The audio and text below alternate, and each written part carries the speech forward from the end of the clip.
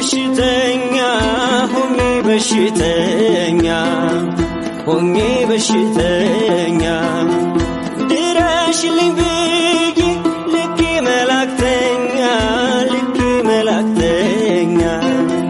ልኬ መላእክተኛ ነይ ስልሽ ነይ እንጂ ባልጋዬ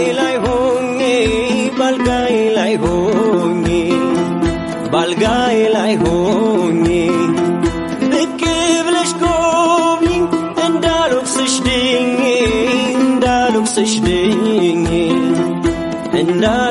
ድኜ አመመኝ ፍቅርሽ አደከመኝ